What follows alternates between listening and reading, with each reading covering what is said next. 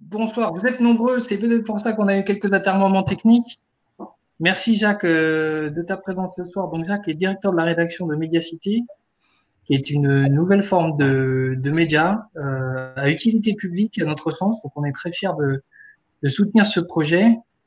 J'ai pas commencé par vous souhaiter la meilleure année, mais évidemment, hein, ça va de soi à tous, d'abord la santé et ensuite la prospérité. Jacques, je ne saurais déflorer plus avant le sujet. Je te laisse la parole. Juste vous dire que Médiacité est en levée de fonds, donc c'est l'objet de notre réunion ce soir sur Appli Capital, et qu'il a la particularité intéressante, au-delà de la qualité du projet, de proposer 50% de réduction fiscale pour tout investisseur. Jacques, je te laisse la parole. Merci. Merci Antoine et bonsoir à tous. Désolé pour le léger retard. J'ai toujours plaisir en fait à discuter journalisme et pas uniquement médiacité parce que je pense qu'il y a un énorme enjeu et je pense que vous pouvez en témoigner. On n'arrête pas de parler des fake news, on n'arrête pas de parler de complotisme et il y a un véritable enjeu pour animer le débat public, d'avoir une presse de qualité. Et c'est ce qu'on essaye de faire à Médiacité. J'aurais préféré être évidemment de visu, comme j'ai pu le faire avec Appli Capital il y a 3 ans, puisque c'est la deuxième fois qu'on a noué ce partenariat avec Appli Capital. Nous n'en sommes pas à notre première levée, mais c'est la 3e. Et la première, nous l'avions fait à Appli Capital. J'avais eu le plaisir de rencontrer peut-être certains d'entre vous à Bordeaux, puisque j'étais venu présenter le journal là-bas. Je vais vous dire juste un mot de qui je suis, parce que je pense que c'est important de comprendre qui est le porteur de projet. Et je vais tout de suite vous laisser une adresse mail, parce que je pense que certains d'entre vous auront des questions complémentaires. Je peux même vous laisser un portable si vous le voulez. L'adresse mail, c'est tout simple, c'est j30so@mediacité.fr. Médiacité. Et mon téléphone, c'est le 06 22 00 72 93. Voilà. Donc, alors, qui je suis? Donc, moi, je suis un journaliste pur jus, c'est-à-dire j'ai fait toutes les bonnes écoles de la République et j'ai commencé ma carrière en presse écrite, dans différents journaux, les plus connus étant La Croix, Les Échos et l'Express. Et j'ai quitté l'Express pour créer, ou plutôt pour co-créer Médiacité, il y a un peu plus de 4 ans maintenant. Il y a eu un événement déclenchant, c'était l'arrivée de Patrick Drahi, qui est connu notamment pour être le propriétaire de SFR. Et Patrick Drahi s'est entiché des médias. Ça n'a pas duré très longtemps, hein, parce qu'il est en train de revendre quasiment l'ensemble de ses médias. Mais à l'époque, il était persuadé qu'en mettant du contenu dans des tuyaux, donc en gros des journaux sur ses abonnements SFR, il allait pouvoir conquérir des clients et fidéliser des clients. C'est un homme des télécommunications qui est parti de rien, donc il ne faut pas lui retirer cette qualité-là.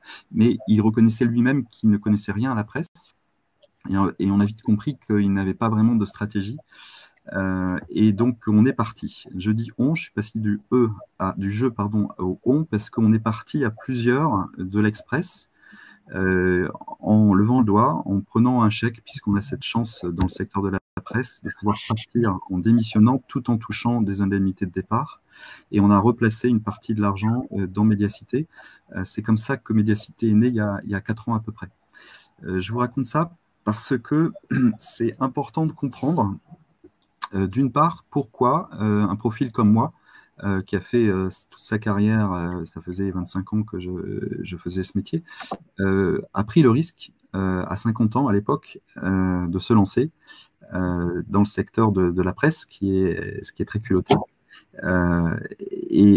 J'éprouve le besoin de vous le dire parce que c'est ce qui nous porte encore aujourd'hui, c'est-à-dire la volonté de défendre un journalisme de qualité, d'enquête, voire de scoop. Et nous, notre spécialité à l'Express, donc nous, mes collègues et moi, c'était le monde des villes, le monde du local, le monde des régions. Hein, j'étais rédacteur en chef à l'époque du service région de l'Express. Et c'est à partir de cette expérience, à l'Express, on faisait toutes les éditions locales de l'Express, qu'on a eu l'idée de lancer Médiacité. Notre conviction, c'est qu'il y a une place à prendre et il y a un besoin démocratique. La place à prendre, c'est l'investigation locale, c'est-à-dire l'enquête très approfondie qui ne s'intéresse pas à Paris et qui se regarde au-delà du périphérique parisien. Parce que la France ne se résume pas à Paris, qu'on a des métropoles qui ne cessent de croître économiquement, démographiquement, et on a une presse écrite qui est assez figée, très monopolistique, avec un grand journal dominant dans chacune des métropoles ou des régions de France. Hein. Et la presse nationale étant trop parisienne à nos yeux, et la presse locale n'étant pas assez indépendante à nos yeux, et devant servir le grand public, devant être généraliste, ne peut pas faire ce que nous proposons, c'est-à-dire de l'enquête et des scopes si on trouve. Hein. Donc l'investigation locale, c'est un peu le parent pauvre dans le panorama de la presse, et le but qu'on s'est assigné, il peut sembler présomptueux, mais c'est de devenir demain le numéro 1 de l'investigation locale en France. Alors, numéro 1, quand on est aussi petit que nous, parce qu'on reste de petite taille, ça peut paraître, je répète, présomptueux, mais c'est le cap, c'est la vision qu'on a, et on pense que le secteur de la presse qui vit une crise assez terrible, on aura sans doute l'occasion d'en reparler, c'est le moment de reconstruire autre chose. Hein. C'est pour ça qu'on s'est lancé, et c'est pour ça qu'on prouve depuis 4 ans, avec une très belle croissance dont je vais vous parler, qu'on prend des positions et qu'il sera très difficile de nous déloger parce que on a une croissance qui est à peu près entre 50 et 60% par an depuis 4 ans.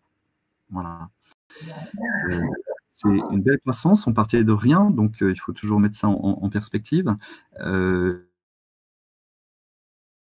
Mais chaque mois, on fait mieux que le mois précédent. On le fait mieux à un rythme malheureusement plus lent que ce qu'on escomptait au départ. Hein. C'est un marché qui reste difficile, le marché par l'abonnement, parce que les gens n'ont pas envie de payer sur Internet. Hein. Donc à nous de les convaincre de ça. Mais on avance à un rythme à peu près de 150 abonnements en solde net par mois. Et ça ne se dément jamais, ça ne s'est quasiment jamais démenti. Il y a une fois où on a eu une stabilisation, c'était au mois d'août de l'année dernière. Donc la marche est engagée, la marche est longue, mais peu à peu, on crée ce marché pour se hisser à cette position qu'on espère demain être numéro 1 dans ce secteur. Voilà. Alors, derrière ce projet, il y a des valeurs très fortes, des valeurs que vous retrouvez si vous avez eu la curiosité d'aller voir le site. Ce sont des valeurs de contre-pouvoir au service de la démocratie. C'est-à-dire qu'on est vraiment dans cette veine-là, c'est-à-dire sortir des informations, non pas pour le plaisir de dénoncer un tel ou un tel, mais pour construire en pointant des dysfonctionnements et en jouant un rôle de contre-pouvoir que la presse n'aurait jamais dû cesser de jouer, notamment dans des villes qui sont parfois, et vous le savez, tenues par 200, 300 personnes et qui courent le risque en fait de l'excès de pouvoir parce que le pouvoir entraîne naturellement l'excès de pouvoir. Voilà. Donc on investigue dans tous les domaines, dans le domaine économique, dans le domaine politique, dans le domaine sportif, culturel. On le fait en toute indépendance puisque nos actionnaires, eh bien, c'est des gens comme vous. On en a déjà réuni une quarantaine, ce sont des investisseurs individuels. Certains venaient déjà de Happy Capital, d'autres de nos réseaux, et on avance comme ça. C'est-à-dire qu'il n'y a aucun grand groupe derrière nous, il n'y a quasiment que des investisseurs individuels. Alors, si vous avez eu la curiosité d'aller voir le site, vous avez pu voir qu'on a une approche à la fois d'investigation, mais aussi de décryptage. On pense que la pédagogie est très importante pour le lecteur, et on a multiplié aussi les initiatives participatives. C'est-à-dire qu'on est persuadé qu'un média, demain, ne pourra subsister que s'il y a une communauté derrière lui. Et concrètement, ce que ça veut dire qu'on est en interaction très courante avec nos lecteurs, on les sollicite sur des sujets, on les tient au courant de nos activités, et on a bâti des outils éditoriaux, originaux. Je ne vais pas tous vous les lister, je vais juste vous citer le dernier, qui s'appelle Radar, et qui est un outil de suivi des promesses de campagne. C'est à l'échelle locale la première fois qu'un média s'engage à suivre les promesses de campagne des nouvelles équipes municipales. Alors, l'idée est très belle, on ne peut pas le faire malheureusement pour l'ensemble des villes que l'on couvre, mais on le fait pour 8 collectivités, les 4 villes-centres où nous nous trouvons, donc Lille, Lyon, Toulouse et Nantes, et les 4 métropoles de ces villes. Et pour ces 8 collectivités, on a passé en revue et numérisé les 1200 promesses des nouvelles équipes, et on s'engage à les suivre en lien avec notre public, avec un système assez astucieux et inventif de scrapping, c'est-à-dire d'aspiration des délibérations publiques et de lecture sémantique pour pouvoir comprendre, suivre, vérifier que les promesses sont tenues. Donc, je n'ai cité qu'un exemple parmi beaucoup d'autres, mais vous comprenez un petit peu le sens et le positionnement de Mediacité. Donc, on essaie vraiment d'être originaux dans notre approche éditoriale. Alors, je sais que vous êtes là avant tout avec l'idée de pourquoi pas investir dans un média. Donc, déjà, je vous en félicite parce que la presse en a besoin et parce que c'est culotté. C'est culotté parce qu'il y a une part de risque qui est importante, hein, et il faut le dire, parce que les marchés et les modèles sont en train de se bâtir. Les modèles se bâtissent peu à peu. Pendant longtemps, on a cru que le numérique, donc Internet, allait révolutionner la presse, et donc on a lancé les articles en gratuité pure. Tout le monde revient de cette stratégie qui a été mortifère, et donc le modèle qui l'emporte, qui s'impose peu à peu, c'est le modèle de l'abonnement. Ça tombe bien, c'est celui qu'on a choisi. Le confinement est venu renforcer ce modèle, puisque vous avez eu des explosions, au bon sens du terme, du nombre d'abonnés durant cette période-là. Hein. J'ai retrouvé les chiffres du Monde, par exemple, qui en un an a gagné plus de 55% d'abonnés numériques et qui affiche maintenant 350 000 abonnés numériques. C'est exceptionnel. Dans l'histoire de la presse française, c'est exceptionnel. Et ce mouvement touche également Le Figaro, touche également Ouest France, touche également Mediapart et d'autres. Donc on s'inscrit dans cette ligne, dans ce modèle économique de l'abonnement. Jacques, tu m'entends? Oui. Ouais, juste pour te dire, si tu as des slides que tu veux, oui, d'accord. Au fur et à mesure, on se cale. Okay, d'accord, ok. Le modèle par abonnement, nous, donc le haut de gamme, en quelque sorte, hein, puisque c'est de l'enquête ou de l'investigation, donc c'est par le haut de gamme qu'on arrivera à attaquer ce marché et à convaincre les gens de s'abonner, c'est notre conviction. Le local, j'en ai déjà parlé, je pense qu'on pourra reconstruire beaucoup de choses dans cette société en passant par le local et en jouant sur la proximité.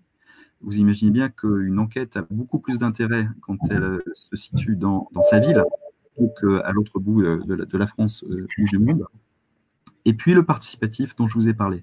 Donc on coche beaucoup de cases, ce qui explique, je pense, notre succès relatif, hein, mais notre succès, notre croissance jusqu'à présent. Alors les chiffres clés, effectivement, on pourrait retrouver ces chiffres clés dans le document de présentation, mais il y aura sans doute des questions et on pourra s'y appuyer tout à l'heure. Donc, on va faire un chiffre d'affaires de 325 000 euros cette année, c'est en croissance de 60%. On vient de franchir le cap des 4 000 abonnés. Hein, on en a gagné 1 300 sur l'année écoulée. L'essentiel de nos revenus, c'est donc de l'abonnement. Il y a quand même 16% de nos revenus qui viennent de la revente d'articles ou de prestations. Nous sommes notamment prestataires pour France Télévisions. On fait l'animation sur les réseaux sociaux de l'émission Vous avez la parole sur France 2. Hein. Donc, mais l'essentiel des revenus, c'est véritablement l'abonnement. Ce qui est singulier et intéressant pour nous et pour vous, du coup, c'est que nous ne sommes pas uniquement grand public, nous sommes aussi professionnels. C'est-à-dire qu'on vend la même information pour une cible professionnelle, essentiellement des collectivités, mais aussi des entreprises, beaucoup d'entreprises qui sont en lien avec le secteur public. Et assez professionnels, on vend des packs de 5 ou de 10 abonnements, donc des packs groupés qui améliorent grandement notre compte d'exploitation. Voilà. En dernier grand chiffre, on commence à avoir une très très bonne audience, hein, même si c'est pas ça qui compte, c'est avant tout les abonnements, mais l'audience sur l'année écoulée, c'est 2 millions de visiteurs, donc il y a au moins 2 millions de personnes différentes qui se sont connectées au moins une fois à Mediacité sur l'année écoulée. On a un système de conquête par offre d'essai découverte, c'est-à-dire vous laissez votre adresse mail et en échange, vous pouvez lire pendant 24 heures Mediacité. Le système est dopé par la fonctionnalité offrir un article à un ami, parce qu'on joue beaucoup sur la recommandation. On estime que c'est notre meilleur vecteur. Donc ce dispositif fonctionne très bien. Et puis, quand on le pouvait, on multipliait les conférences auprès de nos communautés en local, parce que c'est le prolongement naturel de Mediacité. Voilà. Alors, peut-être, il me reste 5 minutes pour peut-être parler financier, mais tu voulais me couper peut-être? S'il fallait qu'on décrive une forme de concurrence à Mediacité, est-ce que tu aurais des noms à citer? Alors, je vais vous étonner, mais on n'a pas de concurrents frontaux. C'est-à-dire que nos concurrents les plus naturels, c'est les grands titres de PQR, de presse quotidienne régionale. Hein, donc Nice Matin, La Dépêche du Midi, La Voix du Nord, et j'en passe. Hein. Mais je l'ai dit tout à l'heure, ce sont des quotidiens. Donc qui dit quotidien dit un rythme effréné. Il faut nourrir la bête Internet, hein, les sites, il faut nourrir le papier, et on est généraliste et on est grand public. Donc c'est très difficile pour nos confrères de dégager du temps pour enquêter très en profondeur, hein, comme nous, on s'autorise à le faire. Eux, ils ont des contraintes fortes, suivre l'actualité. Nous, on s'émancipe de l'actualité pour choisir nos sujets et les creuser. Hein. Donc, à la marge, c'est la presse quotidienne régionale qui est notre concurrent. La presse nationale n'est que très peu, et j'allais dire de moins en moins, notre concurrent, puisque tous les grands journaux étant en difficulté, ils se sont coupés pour beaucoup d'entre eux de leur réseau de correspondants régionaux. Hein. Et donc, vous avez une difficulté à comprendre le pays. D'ailleurs, une partie des Gilets jaunes peut s'expliquer comme ça. Hein, que la presse a mis beaucoup de temps avant de réagir, de comprendre ce qui se passait. C'est aussi parce qu'il n'y a plus d'antenne pour les grands journaux nationaux ou pour les télés, a fortiori, en région. Donc, pour répondre à ta question, Antoine, je pense qu'on n'a pas de concurrents frontaux. Les gens qui font l'investigation, donc on pense souvent à Mediapart, et à raison, sont pas des gens, déjà ce sont des gens avec qui on travaille, ce sont des gens avec qui on mène parfois des enquêtes en commun, et donc ils sont très peu sur le local, hein, ils ont choisi plutôt de couvrir l'actualité nationale ou internationale. Voilà, donc il n'y a pas vraiment de concurrents énormes, c'est aussi pour ça qu'on peut se prévaloir d'être les numéro 1 de l'investigation locale. Ok. Alors on allait aborder les aspects financiers, donc est-ce que tu as un slide à Oui, le mieux c'est la 25. D'accord. Donc c'est Maël qui officie au slide. Voilà. C'est Maël. Ouais. Tu arrives à aller à 25, Maël? Là, apparemment, t'es. Ouais. Celui-là, ça irait, Jacques? Ouais, je crois que c'est celle-là. Est-ce que tout le monde la voit bien? Je crois que ça va. J'ai vu Jacques opiner du chef. Je pense que ça va. Moi, je la vois. Exact, j'ai opiné du chef. Oui. Merci. Oui. Et en passant, est-ce que Madame Auclair entend maintenant? Non, bon. Madame Buisson avait des problèmes de son aussi. Il y a peut-être Maël, avant d'arriver à la levée, peut-être les abonnements, donc l'activité en slide 17.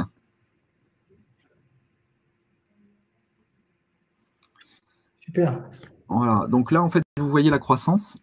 La croissance, donc ce que je vous ai dit tout à l'heure, c'est-à-dire chaque mois, on fait mieux que le mois précédent. Donc là, c'est chaque colonne correspond à 3 mois. Donc on a eu un beau mois de juin, puisqu'il y avait évidemment les municipales, donc on a gagné plus de 600 abonnés ce mois-là. Donc en communication publique, on dit plus de 4000 et on ne triche pas, c'est que dans les 3700, vous avez des accès multiples, hein, les fameux clients professionnels, hein, qui ont soit acheté des packs à 5 ou à 10. Donc si on compte à l'unité, on est au-delà d'ailleurs des 4000, on doit être à 4100, entre 4100 et 4200. Donc, c'est un système de soft paywall en bon jargon. Donc, en gros, c'est un mur payant, c'est-à-dire vous lisez 10% de l'article et après, il faut payer ou alors souscrire l'offre découverte. Si on déroule un petit peu, le slide 18, je ne me souviens plus de quoi il retourne. Voilà, là, c'est si vous avez des questions sur la façon dont on va gagner nos abonnés. Hein, donc, on affine peu à peu nos méthodes. C'est un travail souterrain que le grand public ignore, mais on arrive à tracer à la fois l'attitude, le comportement des internautes pour comprendre ce qu'ils lisent. Et après, on est en capacité de leur proposer des choses, des offres particulières en fonction de leurs affinités, en fait, de leur goût. Et on voit aussi leur évolution sur le site, hein, et on voit si ils toquent par exemple à la porte Médiacité avec une offre découverte, parfois certains veulent en refaire une deuxième, et donc on crée des scénarios pour les entraîner chacun dans ce qu'on appelle des tunnels de conversion. Donc on a établi comme ça entre 20 et 30 tunnels de conversion pour singulariser l'approche marketing et amener les gens à passer à l'abonnement. Je ne vous ai pas donné les chiffres, les tarifs de l'abonnement, mais c'est 7 € par mois et 60 € par an. Le point important, c'est de comprendre qu'il y a un attachement à Médiacité, parce qu'à l'inverse de beaucoup de sites de presse sur Internet, on a une écrasante majorité, plus de 70%, de gens qui se sont abonnés en annuel. Hein. Donc ça montre une belle adhésion à Médiacité, et on a un taux de renouvellement d'abonnement qui est supérieur à 70%. Et là aussi, c'est assez exceptionnel. C'est-à-dire qu'on a un chiffre d'affaires récurrent énorme. C'est-à-dire si on arrive à tenir, normalement, on continue de croître. Tout notre effort, c'est de sortir un gros scoop pour accélérer la croissance. Mais même sans énormes scoops, on en a sorti plein de scoops, hein, mais pas des qui ont dépassé la dimension nationale. Même sans scoop, à ce rythme-là, l'objectif est d'arriver, enfin le rythme nous conduit à un point mort en juin 2023. Voilà, donc de l'atteinte des 9000 abonnés. Alors, du coup, ça dépend du nombre de villes où on est présent. Ce qu'il faut comprendre, c'est à peu près 2000 abonnés par ville, hein, pour équilibrer. Mais plus vous êtes présent sur un nombre élevé de villes, hein, plus votre point mort diminue, puisqu'il y a des phénomènes de synergie. Donc, la croissance est vertueuse chez nous, en ce sens qu'elle diminue les coûts fixes. Vous n'avez qu'une seule gestion de marque, un seul site à gérer, une seule gestion d'abonnement, etc. Par exemple, à 5 villes, hein, puisque nous voulons ouvrir une 5e ville à la fin de cette année, le point mort n'est plus qu'à 1850 à peu près abonnés par ville. Hein. Donc, vous avez compris la logique. Donc, juste sur les chiffres 2020, en chiffre d'affaires 2020, vous êtes à plus de 300 000 €, c'est ça? On va sortir à 325 000 €. Donc, c'est déjà une belle traction. Et là-dedans, si je ne m'abuse, on a des abonnements essentiellement, hein, pour 84% du mix produit, et puis des partenariats éditoriaux, dont celui que tu évoquais avec le fact-checking. Voilà, avec des beaux partenaires, hein, puisqu'on revend des articles à Mediapart. Hein. On a un accord forfaitisé de 42 000 € par an avec Mediapart, et on fait cette prestation donc pour France Télévisions. On a une bonne cote d'amour, enfin, ça me fait toujours un peu bizarre de se vanter comme ça, mais on a gagné une dizaine de prix depuis notre création. Le dernier en date, c'était celui de Média en scène, qui est un grand festival, le principal d'ailleurs festival de journalisme, co-organisé par Les Échos et France Info.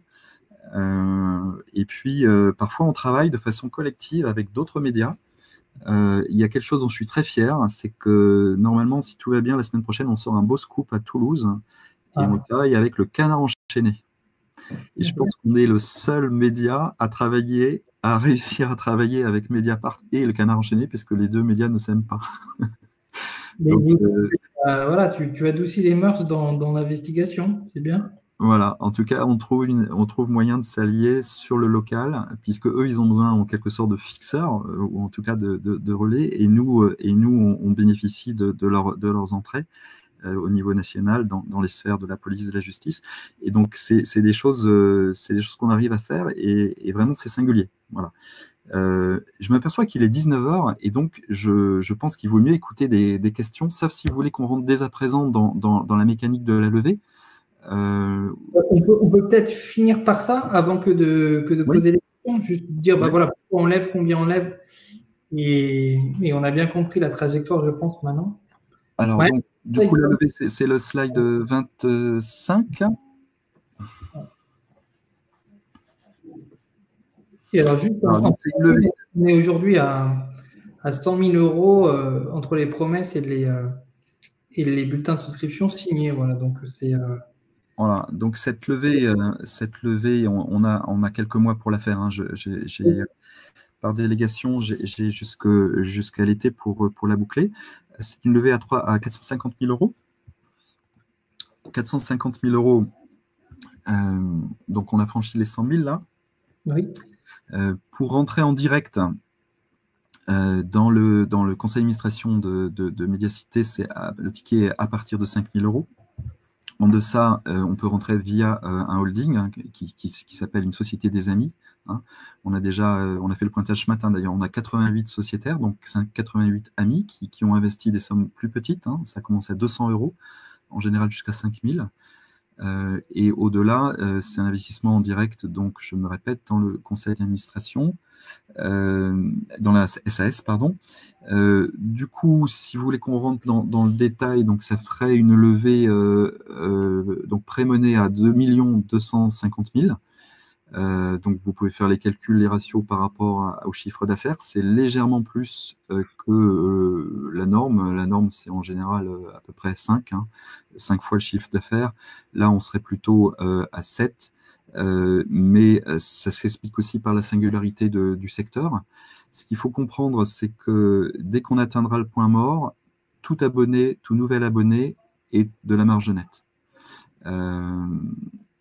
Quand on regarde les chiffres de Mediapart, par exemple, qui nous inspirent beaucoup parce que c'est devenu un succès énorme, vous avez sur les chiffres 2019 que j'ai retrouvé pour vous, vous avez un chiffre d'affaires de presque 17 millions d'euros en 2019 pour Mediapart, et vous avez un résultat courant de 4,4 millions. Donc vous imaginez la lucrativité, et en résultat net, ils sont à 2,3. Hein. Donc évidemment, c'est un bel exemple qui nous inspire beaucoup, et je nous souhaite tout le mal d'y parvenir. Jacques, si on prend le Canard, c'est des beaux chiffres aussi, hein, je crois. Alors, les Canards, ce qui est intéressant, c'est qu'ils ont un trésor de guerre incroyable. Pour la première fois, ils ont eu un exercice négatif, mais ça c'est légèrement négatif. Hein. Il n'y a pas péril pour eux. Hein. Le Canard, c'est une institution, et leur trésor de guerre est supérieur à 100 millions d'euros. Mais ils ont fait un exercice négatif parce qu'ils ont subi de plein fouet le confinement, et comme ils sont vendus avant tout en kiosque, ça les a beaucoup affectés. Et c'est pour ça que maintenant, vous pouvez vous abonner par Internet au Canard, si ça vous intéresse, via des PDF. Donc, voilà. Ils ont été obligés de s'y mettre avant sur Internet. Ça les y a forcés. Voilà. Alors, bon, en fait, plus que des concurrents, ces deux types de journaux d'investigation sont des partenaires, hein, à ce que j'entends. Mais si on revient sur la concurrence, là, puisqu'on a peut-être fini la partie présentation, je vais me lancer dans une première question. Est-ce que tu n'as pas de concurrence en termes de presse régionale aussi, parce que la presse régionale, elle doit faire de la publicité. Et donc, comme elle fait de la publicité, ce que tu ne fais pas toi, elle ne peut pas tout dire, ce que toi, tu peux faire. Ouais. Alors, nous, on a un contrat de lecture très clair. C'est indépendance absolue, 100%. C'est pour ça qu'on n'a pas de pub. Quand on a de la pub, ça induit toujours un doute, à tort ou à raison, mais ça induit un doute. Et donc, nous, on ne veut pas de doute. On veut recouvrer la confiance du public parce qu'on l'a perdu, nous, les journalistes. Hein. Donc, pour ça, il faut être clair dans son intention et dans son modèle économique. Et c'est vrai que la presse quotidienne régionale, eh bien, elle a longtemps vécu énormément par la publicité. Mais elle vit aussi beaucoup par les annonces légales et judiciaires. Hein. C'est une manne pour la presse, quasi automatique. Hein. Quand vous créez une société, vendez une société, vous êtes obligé de publier. Et donc, il y a des tarifs pour ça et ça rapporte beaucoup d'argent à la presse quotidienne régionale. Et puis après, il y a de plus en plus des partenariats avec des collectivités locales ou des événements qui sont organisés. Et donc, vous avez pas mal de liens d'affaires qui nuisent au côté incisif du journalisme, de ce que devrait être le journalisme. Et donc, vous n'avez plus le même degré de liberté pour dire les choses et pour croiser le fer avec les puissants, les décideurs. Je vais juste vous livrer une anecdote qui va vous faire sourire. On s'est intéressé à Gérald Darmanin, puisqu'on est présent à Lille. Et donc, Gérald Darmanin, nouvellement élu maire de Tourcoing, il était frappé par le cumul des mandats et donc il était écrêté sur ses indemnités. Et donc il a dit, moi, mes indemnités de maire, je vais les donner à la SPA locale. Et nous, on a écrit, parce qu'on a dit, mais que nenni, vous ne pouvez pas vous arroger le droit d'affecter vos indemnités à la SPA locale, puisque ce n'est pas votre argent. C'est de l'argent public.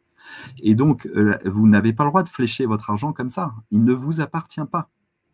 Donc, le lendemain de notre enquête, qui a fait beaucoup de bruit, ou le surlendemain, je ne sais pas, il y avait une interview de Gérald Darmanin dans La Voix du Nord qui expliquait que, bien sûr, il connaissait les règles et qu'il allait faire voter par son conseil municipal une subvention à la hauteur de l'argent qui était écrêté. Hein. Donc, par cette anecdote, ce que je veux vous dire, c'est que le journal, quand il est dominant, voire monopolistique, il est toujours du côté du manche.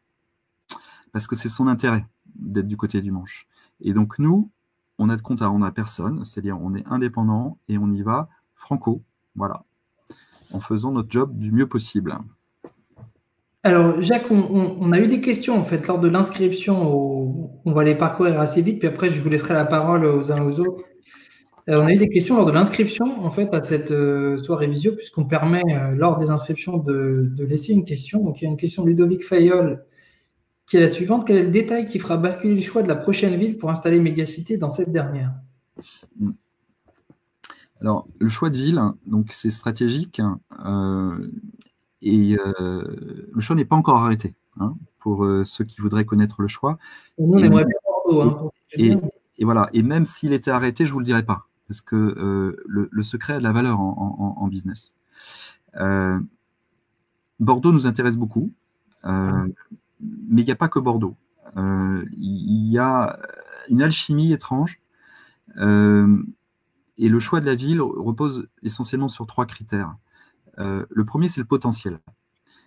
Et pour nous, le potentiel, s'il y a un critère à retenir, c'est ce que l'INSEE appelle les fonctions métropolitaines supérieures. Donc, vous avez compris, en gros, c'est les cadres sup, les gens qui travaillent pour le secteur public, privé, etc. Et pour nous, c'est le cœur de cible. Donc, on regarde les fonctions métropolitaines supérieures, ville par ville. Donc, potentiel, premier critère.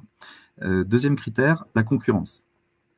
Puisqu'on a dit qu'on avait peu de concurrents, mais parfois, il y a des petits concurrents sur Internet qui font un job à peu près semblable au nôtre.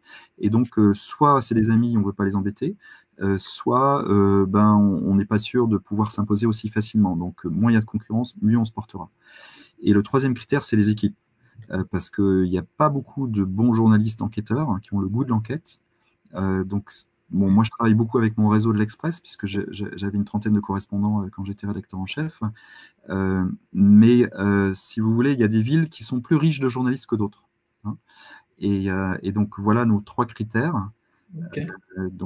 Voilà, on y travaille. On a plusieurs villes au feu. Je sais qu'il y a des partisans de Nice, donc on regarde Nice. Enfin bref, voilà, on regarde Montpellier aussi, on regarde Rennes, on regarde même Paris, parce que beaucoup de gens nous incitent à aller à Paris. Je ne suis qu'à moitié convaincu, mais on regarde quand même. Ok, merci beaucoup. Alors effectivement, il y a une question de Maxime Engel qui demandait quand est-ce que tu as prévu d'aller à Nice. Bon, tu as répondu. Et puis il y avait une question de Maria Malawi qui demandait les 10 grandes métropoles de France dans 3-4 ans, lesquelles et dans quel ordre. Je crois qu'on a répondu aussi à cette question. Finalement, c'est à travers les 3 critères que tu décideras, mais c'est trop tôt pour pouvoir dire. Et voilà. Alors, une question de Monsieur O200, j'espère que je prononce bien. Journalisme d'investigation ou journalisme constructif à participation citoyenne. Donc là, c'est ce que tu évoquais, le journalisme un peu participatif. On a l'impression que vous oscillez entre deux voies depuis environ un an. Laquelle comptez-vous privilégier? Ou bien conserver les deux, ce qui rend moins clair la ligne éditoriale, je trouve. Alors pour nous, c'est très clair, c'est l'investigation locale. Il n'y a pas à déroger. Quand vous faites un site d'investigation locale, vous imaginez bien que c'est compliqué quand vous arrivez dans une ville parce que les élus ne sont pas habitués à avoir une presse pugnace. Et donc, eh bien, ils ont parfois la volonté de nous cornériser, c'est-à-dire de nous marginaliser, hein, en disant « oui, mais vous voyez toujours le verre à moitié vide hein. ». Et donc, comme ce n'est pas notre intention, on veut montrer par d'autres styles d'enquête qu'on est là pour construire et pas pour démolir. Hein. Donc, on est là pour pointer des dysfonctionnements, mais dans le but de construire. Et donc, parfois, on joue la carte du journalisme qui propose des choses, qui ouvre, qui compare des solutions pratiquées par d'autres villes, par exemple. Hein. Donc ça, on y croit beaucoup. Mais on ne se trompe pas, on est vraiment un site d'investigation et on entend le rester. C'est vraiment le cœur du positionnement. Ok. Alors, j'ai vu qu'Antoine Goualan voulait prendre la parole. Je vais vous la donner, monsieur, dans quelques instants. Une question d'Étienne Rougerie. Combien faut-il encore d'abonnés pour être rentable? On l'a vu, 5000. Qui finance en attendant? Bon, c'est à travers les levées de fonds et puis à mesure que vous vous rapprochiez du poids mort. Enfin, toi, si tu veux en dire plus. Mais... Et la dernière question, toujours d'Étienne Rougerie. Quelle est la ville la plus rentable parmi les quatre? Alors, la ville la plus rentable, c'est Lille, mais tout simplement parce que Lille, on a commencé là au départ. Hein. Donc, Lille a une tête d'avance. Il y a un petit effet qui est dû à moi aussi, puisque je suis originaire du Nord. Donc, je suis très connu là-bas. On a sorti de jolis scoops aussi. Donc, c'est la ville qui vire en tête, mais c'est pas noir et blanc. Hein. Les autres suivent pas très loin. Donc, Lille, c'est la réponse, mais il n'y a pas de villes qui sont larguées. On sent qu'il y a un besoin, une envie pour une presse comme Médiacité dans toutes les grandes villes. Tu peux redonner les 4 villes pour ceux qui n'ont pas été là ou qui n'ont pas retenu? Alors, c'est Lille, Lyon, ouais. Toulouse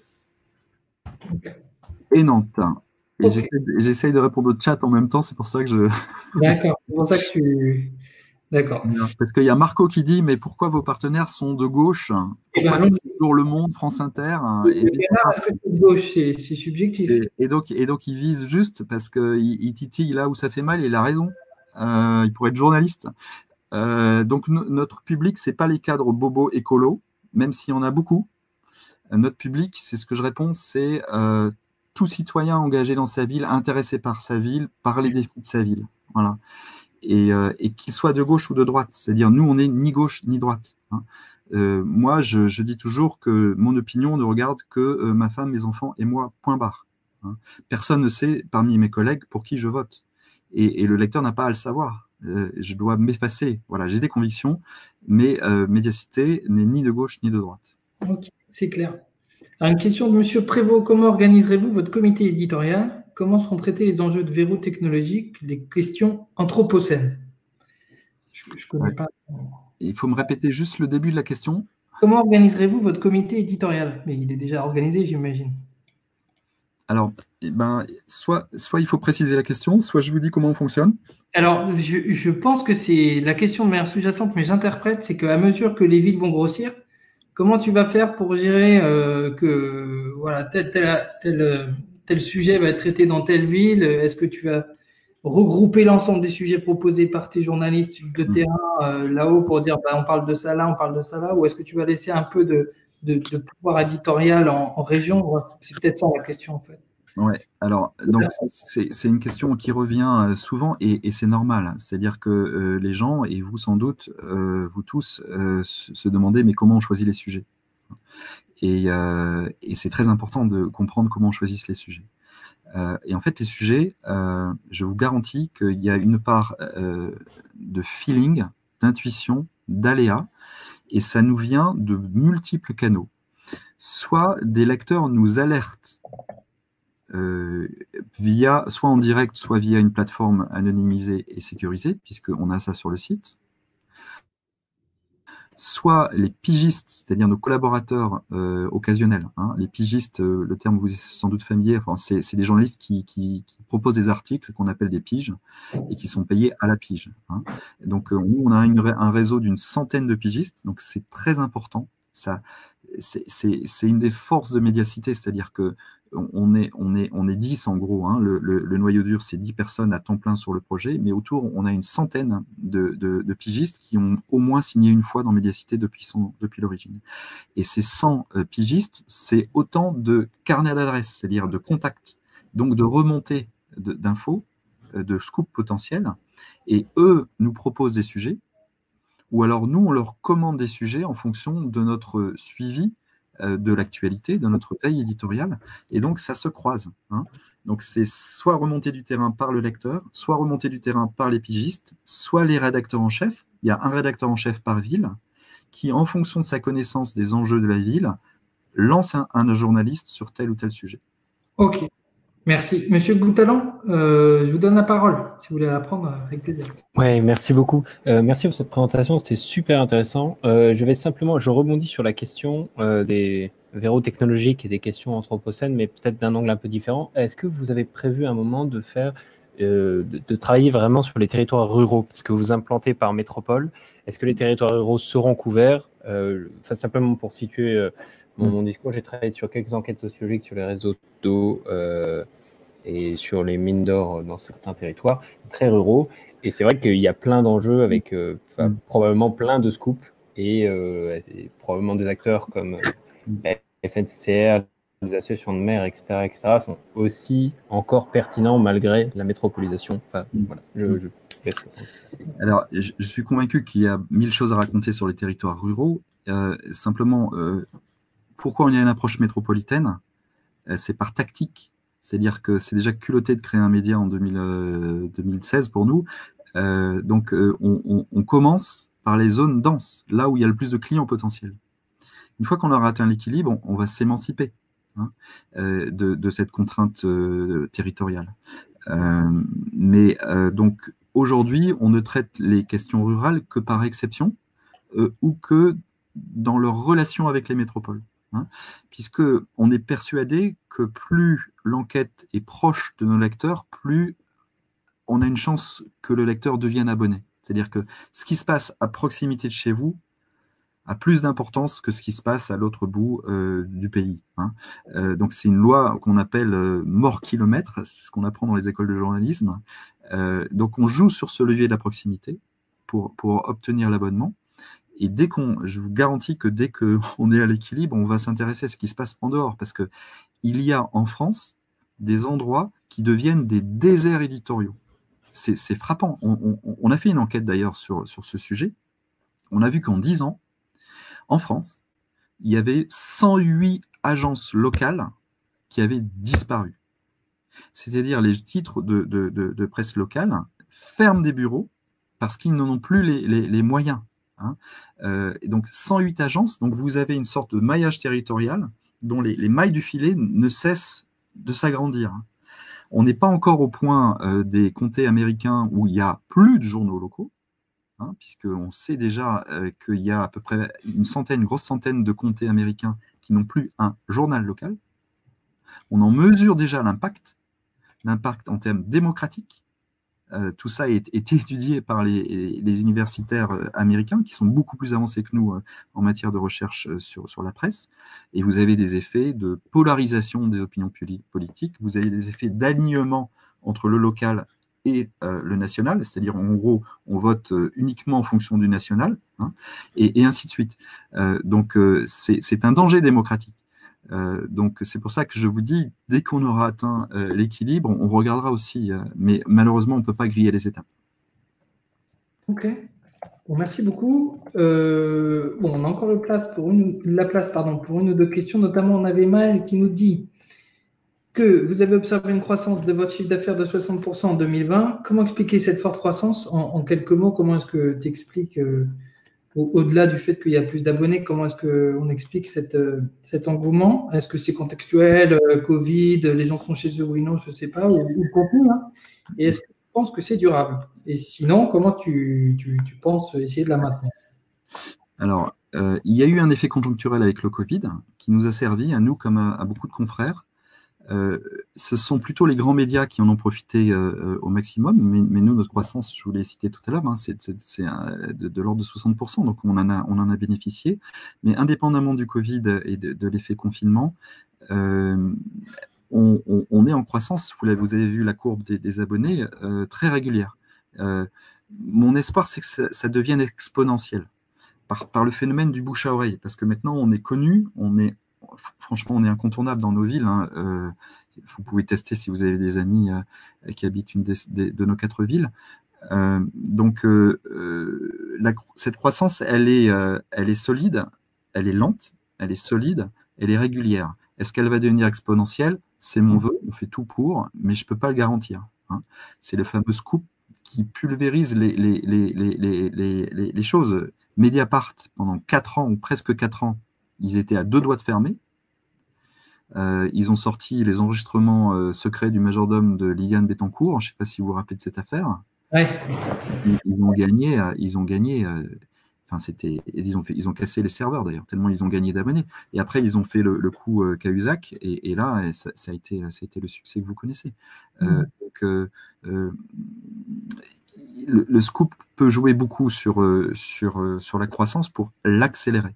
Maintenant, on crée un marché, hein, donc je ne connais pas la profondeur du marché, mais je fais le pari que la France n'est pas Paris, qu'il y a des cas des fonctions métropolitaines que je citais tout à l'heure qui ne se satisfont pas de la lecture des chiens écrasés, hein, si je veux être un peu trivial, et qui cherchent autre chose, et qui n'ont pas beaucoup d'informations sur leur ville. C'est ça qui est paradoxal, c'est que vous habitez une ville, mais vous êtes plus informé de ce qui se passe au niveau national que dans votre ville, et qui peuvent craquer pour 60 € par an, soit 5 € par mois, pour avoir toutes les semaines une enquête de qualité sur des enjeux concernant leur ville. Hein. On n'est pas à l'abri d'un scoop local sur une des 4-5 villes qui fasse que tu doubles les abonnés ou tu les triples d'un coup d'un seul. Et juste en passant, si je paraphrase, hein, et juste en passant, le ticket minimal pour l'investissement dans la levée de fonds dont on parle, à 2 250 000 de pré-monnaie, est de 313 € et il offre 1 an d'abonnement gratuit à Mediacity. Voilà. Oui, ça, c'est le cadeau d'accueil. C'est le cadeau d'accueil. Voilà, mais je voulais le rappeler quand même parce que du coup, comme c'est une centaine d'euros, sauf si je m'abuse, et bien, avec les 50% et les 100 €, voilà, ça fait une action de même vraiment pas chère. Voilà. En fait, le fond de ma pensée, parce que moi je suis que journaliste, hein, en ce sens j'apprends mon métier et surtout je m'entoure pour pas faire de bêtises, hein, donc il y a des gens qui m'accompagnent dans cette levée parce que je suis profondément journaliste. Ma conviction profonde, c'est que la presse va pas très bien et que du coup la société va pas très bien, et c'est un maillon faible de notre dysfonctionnement de société, c'est la faiblesse de sa presse.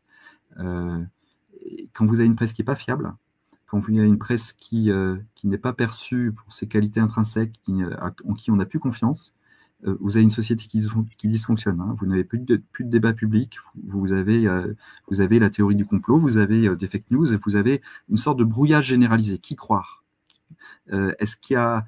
Voilà. Donc c'est pour ça qu'il faut reprendre à la base. Et c'est tout l'effort qu'on mène avec Mediacité et avec mes anciens collègues. Hein. On est vraiment en phase, qu'on se connaissait très bien. C'est pas une histoire de potes, c'est une histoire de collègues. C'est sérieux, quoi. Il y a un enjeu derrière. On défend le métier qu'on a choisi. Et donc, c'est vrai qu'on cherche des investisseurs qui sont à la fois convaincus qu'il y a une utilité sociale dans leur investissement, qu'il y a une nécessité démocratique et que ça peut marcher.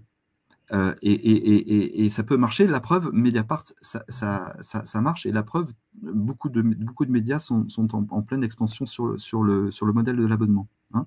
Donc, j'y crois profondément, hein. C'est-à-dire que je pense qu'il faut jouer sur les 2 leviers, c'est-à-dire que si vous êtes là, c'est quelque part vous intéresser à la presse.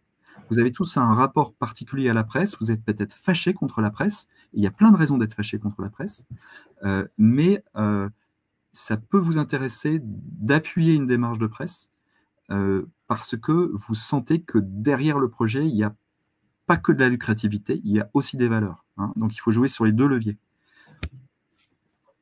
Ok, merci beaucoup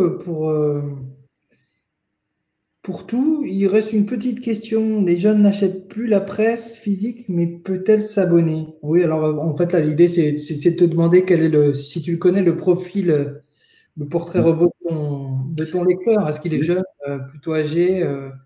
Donc, Alors, on s'en fout, mais notre cœur de cible, il est plutôt actif, donc c'est du 60-40. Actif au sens actif professionnellement parlant, mais aussi actif au sens engagement social. C'est-à-dire, il est associatif, il a des mandats politiques, des mandats syndicaux, donc il est engagé dans sa ville, il est attaché à sa ville. Voilà. Donc ça, c'est le cœur de cible. On a aussi beaucoup, donc je répète, toutes les grandes collectivités locales sont abonnées et beaucoup de gens qui gravitent autour des collectivités locales, donc des professionnels, des urbanistes, des cabinets conseils, des experts comptables, voilà, et le monde du transport public, par exemple, évidemment toutes les agences détachées de l'État. Hein. Donc, du coup, ça fait cette composante 40-60. Et pour répondre plus précisément à la question, les jeunes, en fait, les jeunes, ils ont un rapport différent, c'est-à-dire qu'ils veulent acheter des articles. Et donc, nous, on cherche l'abonnement parce que on joue la fidélité derrière l'abonnement, c'est-à-dire c'est un lien fort. Nous, ça nous aide beaucoup en termes de trésorerie, hein, puisque les gens s'abonnent avant de recevoir le produit, entre guillemets, produit. Les jeunes, on pressent qu'ils voudraient avoir une sorte de porte-monnaie, un peu un Deezer ou un Spotify de la presse, hein, et qu'ils puissent panacher. Voilà. Donc, on va y venir à ces modèles-là. Pour l'instant, il faut déjà qu'on arrive à trouver l'équilibre avec notre modèle d'abonnement, qui est très sûr. Et après, on pourra élargir, on pourra tenter d'autres modes de délivrance d'informations, peut-être via des porte-monnaies électroniques. Hein, et là, les jeunes achèteront vraiment à l'unité. Ils ont du mal à s'attacher à un titre sous la forme d'un abonnement. Ok. Est-ce qu'il reste une question? Est-ce que quelqu'un veut prendre la parole dans la minute qui nous reste? Bon, bah écoutez, je vous remercie infiniment d'avoir été si nombreux ce soir. Je pense que voilà, c'est d'un projet dont il est évident qu'il est d'utilité publique. Donc, on est d'autant plus fiers parce que c'est dans notre ADN que de soutenir les projets à impact. Il se trouve donc sur notre site www.api-capital.com. On a évoqué là les avantages du projet et l'intérêt d'y souscrire. Donc, n'hésitez pas, on est à votre disposition, Maël, César et moi, pour répondre à vos questions. Jacques, je vais te laisser l'opportunité de conclure, si tu veux, et je vous remercie encore. Oui, merci beaucoup Antoine. Donc c'est un exercice un peu compliqué parce que à distance, je vois essentiellement des initiales plutôt que pour certains. Merci à ceux qui sont là, je vois vos visages, mais en fait, je pense que vous avez senti un peu la sincérité de l'engagement, l'enjeu qu'il y a derrière. Je suis tout prêt à répondre à vos questions si vous en avez, donc par téléphone, par mail, comme vous le souhaitez. Il y a des gens bien, hein, parce que on est entouré déjà, je vous l'ai dit, d'une quarantaine de personnes qui ont mis pour l'investissement en direct dans la SAS entre 5 000, ça monte jusqu'à 60 000. C'est des gens qui ont des valeurs, c'est un vrai réseau aussi, donc ça peut compter pour certains d'entre vous d'intégrer un réseau. Si c'est des investissements plus restreints via la SDA, je vois Dominique Anne-Michel, par exemple, de la SDA, et donc c'est des gens très bien, quoi, qui partagent les mêmes valeurs. Donc c'est vraiment une société des amis, en ce sens certains d'entre eux pourront devenir des amis parce qu'ils partagent ces valeurs. Et sur le plan financier, n'oubliez jamais que l'État a compris que la presse était en grande difficulté et donc permet des facilités fiscales qui sont inégalées. Et donc, c'est ce fameux taux de défiscalisation qui est absolument incroyable, imbattable en fait, de 50% en réduction d'impôts. Donc, pour tout investissement, vous pouvez déduire de vos impôts si vous en payez 50%, ce qui est assez exceptionnel. Concrètement, Jacques, c'est si quelqu'un investit 1 000 € dans Mediacité, eh bien, il a un crédit d'impôt de 500 € à percevoir l'année qui suivra celle où il a investi. Non, ce n'est pas un crédit d'impôt, c'est une réduction d'impôt.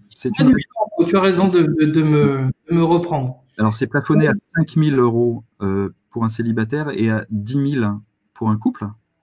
Et ça passe, et ça marche pas pour les sociétés, hein, donc ça marche que pour les investissements particuliers.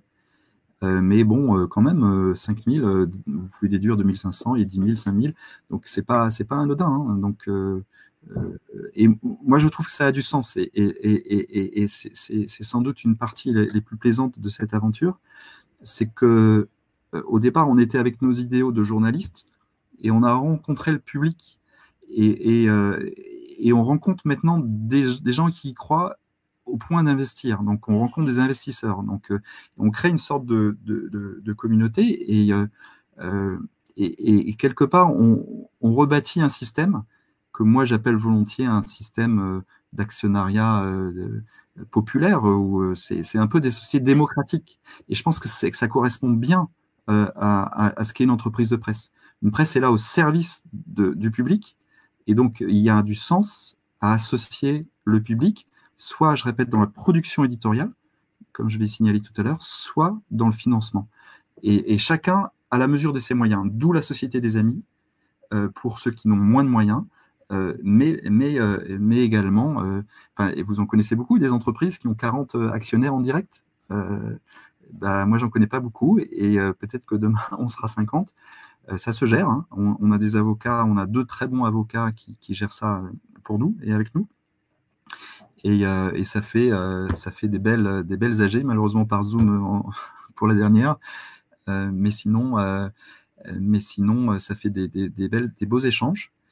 Et preuve supplémentaire qu'on ne vous traite pas comme des investisseurs classiques, c'est qu'on s'engage à rencontrer le maximum d'entre vous à la faveur de déjeuner quand on peut. Et donc, on fait, par exemple, quand on le pouvait encore, on a organisé dans nos 4 villes plus Paris des rencontres, des déjeuners avec l'ensemble des sociétaires ou des actionnaires qui le voulaient.